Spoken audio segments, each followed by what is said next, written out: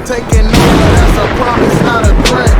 Uppercut season off top, you stop breathing. And then we go to now the top ranked card, you know, with hit or miss for me. And no, this card was hit or miss. I do want to say I'm happy that the 3 Americans got knockouts. That's all I'm gonna say for that. So, just to go there, I mean, I would say it's Tiger Johnson. Like he, because I mean, for a while he's been like mid to me. Like he's been fighting mid. I mean, he's still mid to me. Yeah. But I mean, it was I mean, he had an impressive performance. You know, he fights like a Devin Haney Jr., but he showed out. Dude, how many times are you gonna have to fucking put the training wheels back on him? Take it off, put him on. Take it off, put him on. He's on that. Yeah, he's on that Jahai. Like I feel like if his next fight is close, he's gonna get Jahai Tucker. Like he might not get a bro. Just shit. Like figure out what you're gonna do with him already. Just shit or get off the pot. But his trainer was doing a good job. Like I was listening to the fight, I was at work watching it. But his trainer was Prem, I think his name was, whatever. He was giving him some good information, you know, good stuff, you know, just corner advice. So yeah, I mean, he was, because now Tiger Johnson, he let his hands go, and he beat. Castaneda is not a guy that's easy to stop, and he beat. Yeah, no, I mean, he almost knocked out Sims. I felt like he was giving Sims trouble. Sims couldn't stop him. You know, Castaneda's a fighter. I remember him on it was him versus Moran on that Pro Box Last Chance shit, and I think Moran got him. Yeah, Moran got him by knockout, and Castaneda was like he does some floor work or something, and felt kind of bad for him. I'm like, damn, his career is over, but you know he's still doing his thing. Because I was like, Tiger's the guy. Go ahead, my bad. Yeah, no, again, because he knows he's known to give fighters good work. So yeah, I mean, he earns a good living that way, and then he eventually will cause an upset every now and then. I will say, Tiger, he did fight at 147 when he first got on, and then he moved down to 140. And I remember Tim Bradley had him on that prospect double stamp list for a long ass time. You know what I'm saying? Like kind of like the Black Joey Spencer type shit. Yeah, dude was on his homerism shit. Yeah. But I will say he did. You know, like a guy like remember Rohan Polanco already lapped him. You know what I'm saying? He already surpassed him in terms of you know, that it seems like everything.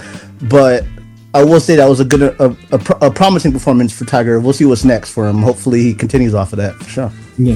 And then also too, like, I think it's time for Top Rank to step up Emiliano Vargas. Like, yes, we get it. Like, dude is flashy. Dude hits hard. Facts, yeah, I agree.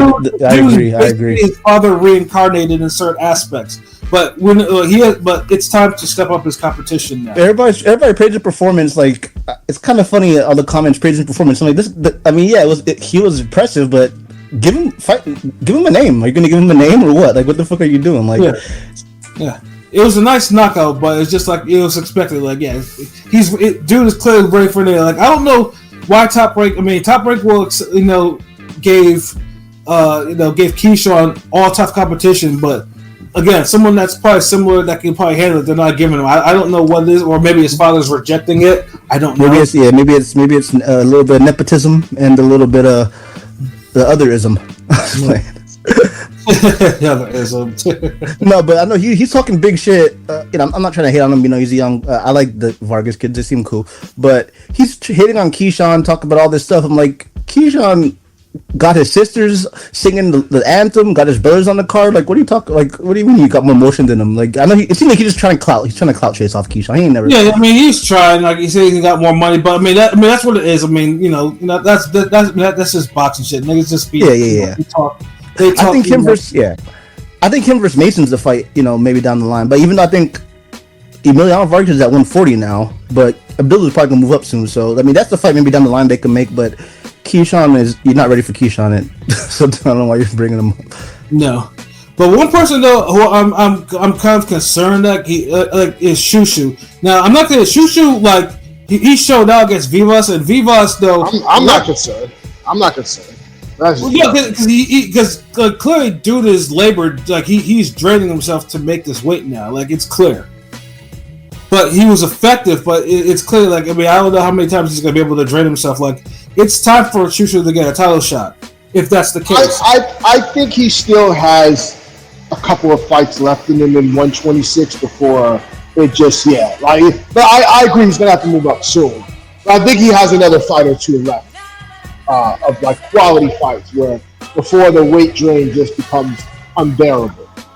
Right, because I mean, because that's the first time I see like, yeah, I'm like I said, I was like, that. There's a lot of struggle in this nigga's face. Like, bro really like looks like he wants a sandwich or something. Like, yeah, they need to. Oh no, he's big for the weight. He's big for the weight, so he needs to. He's gonna. Yeah, I mean, it was a good performance. I mean, the guy the guy he beat lost to Joette Gonzalez, Villa, and other nigga, I can't remember his name. But anyway, they couldn't stop him, so that's impressive. I think, in a sense. It was definitely a good performance, but it's just like there's only so many times like it's like if the again, this is like a shit or get off the pot type of situation. Like it was an eliminator, so it's like he's due for he's due. I mean, I think Nick Ball's the weakest champion out of the featherweights. I'd see if he could push for that. To be honest, if not, move up to 130, bro. Yeah, I mean Nick Ball. I mean, we say weak. We say weak is like, I mean, he's the shortest one, but but Nick Ball is scrappy as fuck, and he can. No, trust me. I used to be a fan. Like I was I was high on Nick Ball early on, like him and Dalton Smith. But ever since the what's the African nigga's name that he fought? Just his step up. Dogbe. Yeah, Dogbe. Yeah. I thought he was gonna stop him. Obviously, he couldn't. But ever since then, I just haven't been really impressed with him. For the most part. So at featherweight, I think he probably is the weakest champ. But I mean, again, featherweight's a pretty tough division. So it is. It's getting back up there in toughness, though. So I mean, like I said, hopefully she. But yeah, sooner or later, hopefully she gets a shot, thoh. Now he's number one. He's number one. Isn't he number one in the WBO? Like him and what's his name? It seems like it's such an easy fight. He didn't want to call it. I know it's funny. He didn't want to call it Espinosa. The Mark. Espinosa. I seen him and Espinosa. No, but I'm saying Mark Chinook kind of forced him to say Espinosa's name. He didn't even want to say his name. That's a big motherfucker. I get it. Bro. Yeah, I know because they realized Espinosa is a motherfucker to fight. Because I mean, Robesi went through hell the first fight, and then he's a motherfucker to fight, but he's beatable. He's still beatable. There's weaknesses in his game. He's beatable for sure, but he's a cheat code in a sense for that weight. Kind of like Fundora was until you see him get cracked. So I can't, you know what I'm saying? Yeah, but I mean, they make it. Like if dude wants a shot and he's there, yeah. Espinosa is always looking for somebody to fight. Make the fight. It's the best fight for him out there. Then, And this next fight that I want to say a few words about. This motherfucker quit. Derek Cuevas, he quit. Oh yeah, fucking bullshit ass fucking fight. See, and I made him the centerpiece of my parlay. And for a minute, for like a brief second, I thought Cuevas was gonna prove me right because he staggered Brian early. That one shot, yeah. Yeah, I was like, oh shit, okay, this is what I'm talking about. Then Puerto Rican entered the building. No, I was impressed. I mean, Norman, he's improved since the Boca Chica fight. Like I know, we're harsh critics on him. I'm hopeful. He's 24. He showed improvement, and he's got legit power. It seems like, you know what I'm saying. So correction. Well, correction. Brian Norman is not facing a counterpuncher because Boca Chica is a counterpuncher. He's not. Stylistically, he's probably going to try to stay away from counterpunchers for a little bit. Yeah, but basically Santillan and Cuevas were coming to him. Pause. Brawlers, yeah, brawlers, yeah. Yeah, but Norman at least though was able. He made an adjustment, and Cuevas couldn't keep his head off the damn line, and he got lit up though. He had to be concussed. He had to be concussed because his eye or something. It just felt like he was. Yeah, he was. I don't think he actually quit. He was. He quit. No, that nigga quit. He definitely quit. He quit with it. He definitely did the Q word. Like he quit. Like there was no ifs, ands, or buts like that. Like dude was just walking straight away from the ref. Like Like dude was steady. He wasn't like wobbling all over the place. Like dude was clear. Like he just didn't want no more. He made a business decision. He made a business. Yeah, he made it. Yeah. I will say though, I'm an advocate for Norman. I think he I like to see them try to build him, like give him a fight in Atlanta. I'm not sure who the right dance partner is because I think Atlanta's a boxing hub that can be untapped and can be, I mean, Tank sold out there. Vander Holyfield. You know what I'm saying? Like, did you say it could be Did you say it could be untapped? I meant like it's an untapped market that it could be open, Paul. It could be it could be a big market if he keeps winning and give him a fight. I'm not sure who the right guy is there to fight him, but I like him in welterweight. I like him as a champion. I think he's a proper champion. Well, the rumors are going on right now. They might try to force a unification with Mario Barrios. So. I think he beat Barrios. Not of the living mid. I think he'll body Barrios, but I will say the Sasaki fight, I think he would knock out Sasaki too, but I wouldn't take the fight in Japan. That's all I'm saying. I know it's big money, but I don't know if you want to risk losing out there. I mean, keep in mind, the only reason why we're not getting Norman versus Boots next weekend is because this motherfucker thought 1.6, 1.7 wasn't enough for him. He wasn't ready, dog. I'm not going to argue with you, but I just know he played the long game. He wasn't ready for Boots. Now, the long game is basically if he fights in Japan, he's the champion. He is going to get paid. That's the thing. Yeah. And I think Sasaki got killed by Hiroka, so I would pick Norman to probably beat him, but it's a big opportunity. Probably it makes Japan look how Japan treats Fulton. You know what I'm saying? Japanese fans treat Fulton, so I can see why they take it. It's a good fight. The guy is Sasaki is pretty high up rankings too. But I would say, build your brand in Atlanta if you can. Like, get a fight in Atlanta. Sure. Yeah. I mean, you might as well try it. So, yeah. If you're not going to fight anytime soon with the unification, call up Adrian Broner. Call somebody. Give him somebody he can knock out in Atlanta spectacularly or something.